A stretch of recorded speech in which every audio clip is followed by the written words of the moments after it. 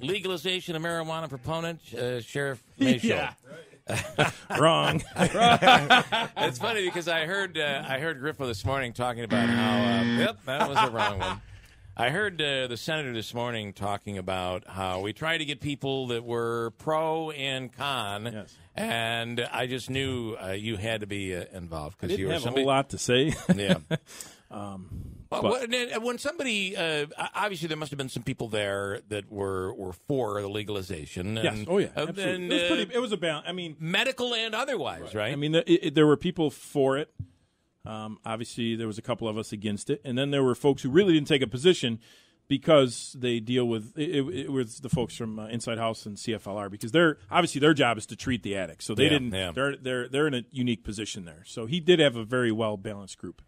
And we're talking about recreational, not necessarily. I think we are all, not talking about medical marijuana. Right. We all agree on the medical. Absolutely. This is we've seen it help people. We've Yep. seen it. Some great success stories. I have two older sisters. One of them is an epileptic. I mean, we're not talking about medical marijuana here. We're talking about recreational Colorado. use. Absolutely. Yeah. And when I talk to as a member of the National Sheriff's Association, I have a unique group that I can reach out to. But talking to some sheriffs in Colorado and citing studies in Colorado, the one thing that stuck out to me most is the huge spike in fatal car accidents directly attributed to folks under the influence of marijuana. Yeah. Just an incredible spike. The number was I think it was in the 70 percentile, 70% But I find spike. it so interesting because it's still illegal in Colorado to drive and smoke marijuana, Correct. isn't it? Well, the issue with marijuana, and the part that's always up for debate, is how long is it really in your system? Right. I mean, when we test prospective candidates for employment with the sheriff's office, we're telling people that, if you smoked marijuana 30 days ago or 40 days ago, it's still going to be in your system. Yeah. So, again, and technology does not exist today for us to be able to do, a post-arrest an alcohol level, how much marijuana is in your There's no breathalyzer for pot. That is correct. You know, so we obviously do a urine kit and it gets sent out to the state police lab. But there's no technology there. I mean, the closest we come to that is having DREs, drug recognition experts, law enforcement folks who are certified in giving these extensive roadside field sobriety tests to test for impairment of drugs, not specifically what type of drugs at that point, but certainly in the sheriff's office, an agency our size, we have one right now. We had two. One of them just left us, but we only have one DRE currently, and it's an extensive out of the area training to get folks certified as DREs. Yeah. So just that's just one of many things on my list as to why I oppose this. Yeah. There is. It does seem that it's coming. It's coming. I think it's coming. I think it's probably coming nationwide. And with everything comes issues. There are positives, though. I mean, when you take from what I understand, someone who is an addict of some sort, marijuana can be a better option for someone there are with people an that say opioid that, problem. and I know there's studies that say that, but there's also the studies the studies that clearly say that, and just talking me specifically to people who are hooked, who are addicted to heroin, where did they start using marijuana? And I'm not a pot advocate, by the way, but I'm kind of taking the devil's advocate side here. But you have to think about this, and where I think that data is flawed is that if you're a heroin addict, the question is, did the marijuana lead to the heroin, or if you're willing to do heroin, you're definitely willing to do pot, and you're definitely willing to drink, and you're definitely willing. So I think there's a flaw in that study, to be honest with you. But and again, I mean, we try to teach people at a young age. I mean, look at the millions and millions of dollars just locally that was spent on teaching and educating people not to smoke cigarettes. Right. Millions. Yeah. I can't even imagine on a nationwide level how much has been spent. And it seems to have worked. In the side effects from smoking cigarettes. So now it's okay. Now it's okay. Actually, that's Manaski's big point. It's like we're the same people that are saying we should legalize marijuana are out there marching saying we have to stop smoking. I'm baffled by it, you know. And then, you know, I just talked to someone yesterday, a very good friend of mine. I'm sure you're familiar with him. He had a family member that just moved to Canada. Canada just legalized recreational use of marijuana very recently. Nationwide, yeah. And they were going into a financial institution, a bank. And the bank staff, they were on break. They're outside. They're all smoking a joint on the outside of the bank. And this person's saying, okay, well, if they're doing that, I mean, and now they're going to go inside and handle all this money and these business transactions, I mean, is that going to affect their ability to do their job? I have worked in radio for a long time, and that seems to be the way it goes in radio. The lunch break, they're out by the dumpster smoking pot. I mean, I've seen it for years. Well, not at this place. I do realize we have a dumpster, but I'm not talking about this place. Thank you. And I have to say that should be a fireable offense. If you come in reeking of marijuana, you should be fired from your job. Know, and then, you know, some of the other concerns, at the end of the day, no matter what happens in New York or any of these other states, it's still against federal law. Right. And that's why... Probably going to stay that way for quite a while. At least under this administration. Under this administration, it's not going anywhere. And we firmly believe you're going to see enforcement under this administration on the federal level regarding this. But because it's against federal law, any of these businesses, when and if they open... in the ones in other states that are open, they cannot deposit their money in a bank anywhere. The minute they do, the federal government's going to seize that because this is a cash only business. Well, and we all know what happens with cash only businesses. So if you're a crook and you want to get a lot of cash because there's a lot of cash being stored at these places. You know, and then you look at one other thing, and again, it's probably one of the ones on the bottom of the list. Yeah. But every single police dog in the state of New York, drug dog.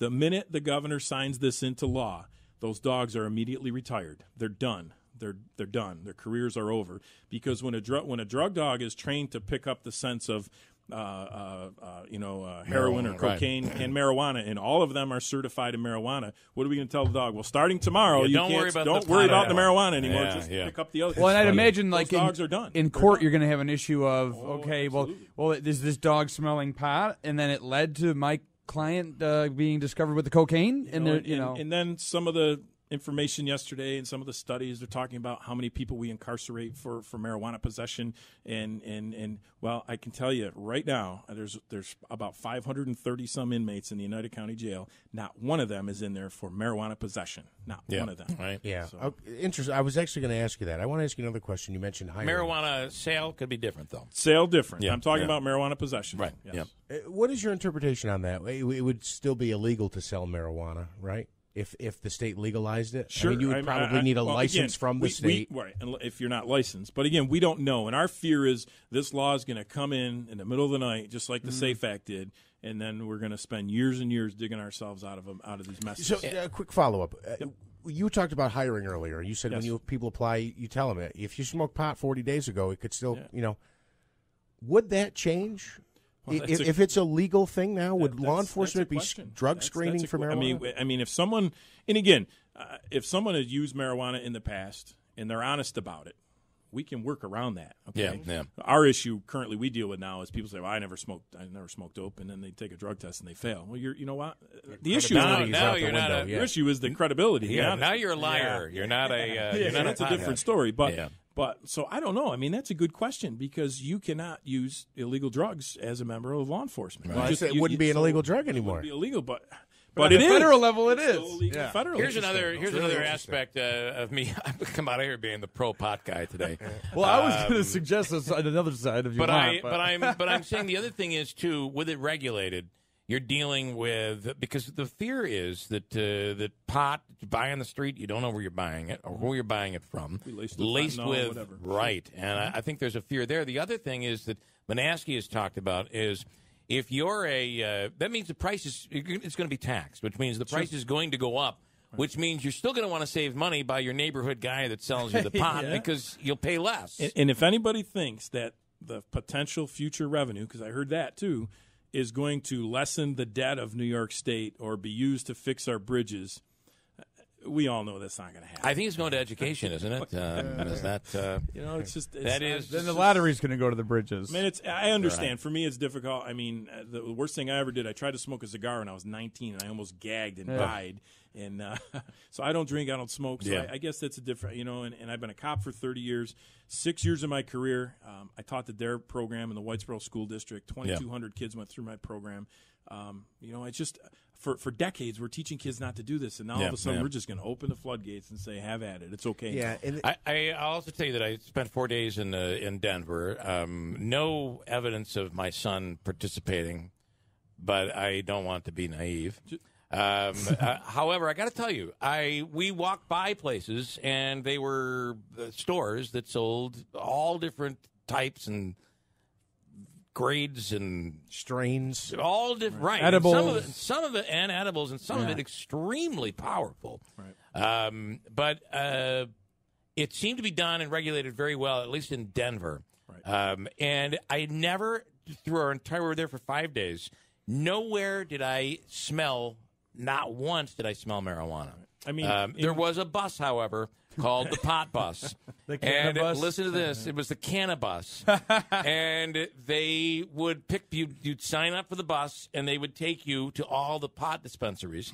You'd like be a wine smoking tour, right? Like a wine tour. All the and fields. guess where it ends up? At a pizzeria. That's, yep.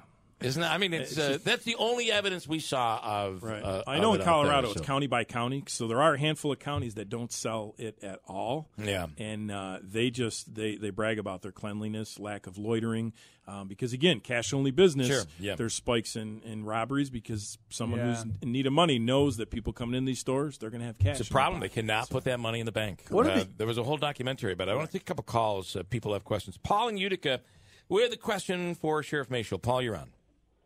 Thanks, Bill. Good morning, everybody. Good morning. I was curious if our county sheriff's department gets any federal funding, and if there are individuals in the sheriff's department that are not following federal law, could that funding be pulled?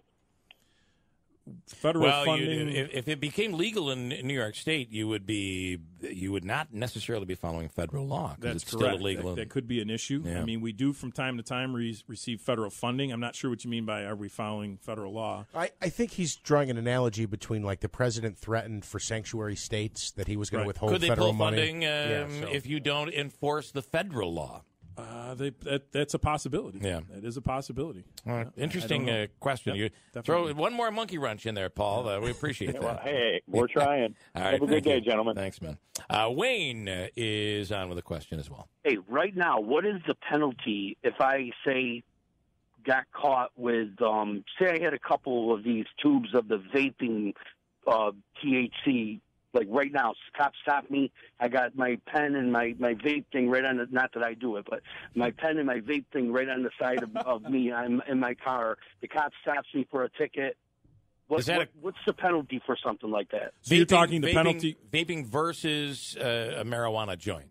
But yeah, like what do I, if I go to court, what are they going to charge me with? Well, if it's an actual marijuana joint, that's unlawful possession of marijuana in New York. I'm just talking nothing, not to do with no joint. The vaping cartridges that they got to go right in the pen, and you smoke it, and it doesn't smell like pot, but it's got the whole thing to get you high. How would the police even know? Right? How would we even? Number one, I don't know the answer to that. I'd have to research that quick. But secondly, I mean, how would we detect that? I mean, it's pretty easy to detect, especially for a guy like me. If you don't smoke marijuana, you walk up to a car, you can tell. Yeah. But in New York State, UPM, unlawful possession of marijuana, blow right in your face. It has no smell like that. Right. But you might, if you're smoking it while driving, there's a good chance you're going to be driving under the influence, and that's going to be visible. And I would assume that if there was an accident or some other type of reason that we're pulling you over, again, we would call for one of those drug recognition experts. They could tell if there's something there, which would bring us to the level of getting a urine test from the person. So. I think what Wayne's trying to say is there any law now, and because it's fairly new, I guess what he's saying, and I've heard about these, they've got these,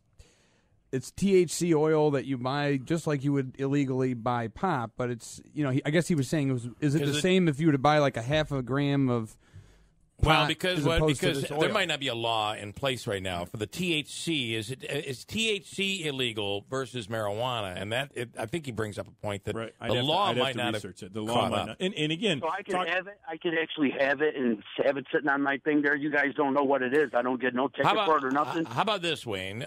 Bring it by the station right now, and then we'll see. First of all, Wayne, it should be under your seat, man. What are you thinking? Don't put it in the glove box. What are you, freaking high? Let's do this. Could you get back to us on Monday Absolutely. and give us an I will. answer to that? Absolutely. I will. And Wayne, All right, thank you guys. we'll get an answer for you. Calm all right? down, man. It'll be okay. You'll be good all through the right? weekend. I'll write you a letter. All right. All right, Sheriff. So interesting. is Obviously, very I interesting. think Joe's doing the right thing by bringing everybody in. Absolutely. No, I credit him. And again, I just hope that the state does the same thing when I know there's roundtables going around, but Yeah. when it comes to this time, and I'm actually, I certainly can't speak for all of the sheriffs in New York, but a vast majority of them, and I am currently the vice president of the New York State Sheriff's Association. I'll be the president in January as long as they vote for me in Congratulations, January. yeah. But we will be putting up a pretty strong front to oppose All right. this as much as we can, because again, we're going down a slippery slope here on this and a lot of other things, and I just don't like where we're headed for as a society in general. Because what's next? You take that word marijuana out of there, what are we going to put in next year? Cocaine, and what after that? What are we putting in? I don't know where it stops. So I just think we're going down a slippery slope, and I don't want no part of it. Sheriff Rob Maciol, I appreciate it. Thank you very much. And your honesty is always greatly appreciated.